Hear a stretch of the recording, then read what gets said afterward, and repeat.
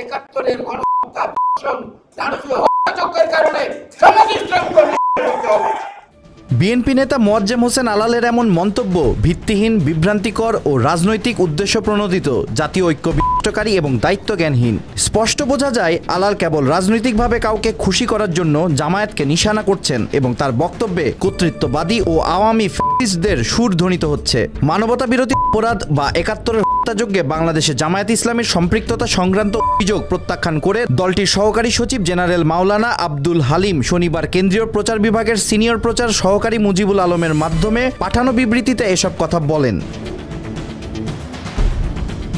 মাওলানা হালিম আরও বলেন, বর্তমান সময়ে যখন দেশের রাজনৈতিক সংকট উত্তরণে জাতীয় ঐক্যমত ও পারস্পরিক সহনশীলতার প্রয়োজন, তখন এ ধরনের বিদ্বেষপ্রসূত মন্তব্য দেশের রাজনৈতিক পরিবেশকে উত্তপ্ত করছে। তিনি মোয়াজ্জেম হোসেন আলালের প্রতি আহ্বান জানান, ভবিষ্যতে জাতীয় ঐক্য বিরোধী, বিভ্রান্তিকর ও রাজনৈতিক উদ্দেশ্য প্রণোদিত মন্তব্য থেকে বিরত থাকতে।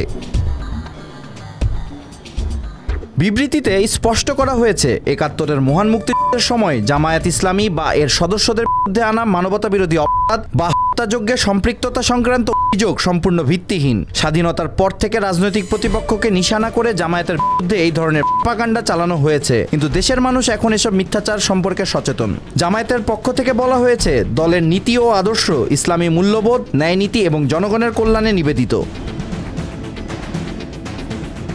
জামায়াত ইসলামী আরও জানায়, বিএনপি চেয়ারপারসনের উপদেষ্টা হিসেবে দায়িত্বশীল অবস্থান থেকে আলালের এই ধরনের বিভাজনমূলক বক্তব্য দেশের জাতীয় ঐক্য ও পারস্পরিক সহনশীলতার পরিপন্থী। দল মনে করে জামায়াতকে নিষিদ্ধ করার দাবি অযৌক্তিক, অগণতান্ত্রিক ও বিদ্বেষপ্রসূত।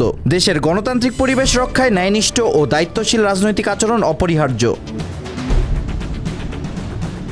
জামায়াতে ইসলামী বাংলাদেশের একটি নিবন্ধিত রাজনৈতিক দল, যা সর্বদা দেশের সার্বভৌমত্ব, স্বাধীনতা এবং গণতন্ত্র রক্ষায় ইতিবাচক ভূমিকা পালন করে আসছে বলে বিবৃতিতে উল্লেখ করেন মাওলানা হালিম। পাশাপাশি তার দল রাজনৈতিক প্রতিপক্ষদের উদ্দেশ্য প্রণোদিত অভিযোগ মোকাবিলা করে দেশের সার্বভৌমত্ব, গণতন্ত্র এবং জনগণের কল্যাণে অবদান রাখতে অব্যাহত থাকবে বলে মনে করেন এই জামায়াত নেতা।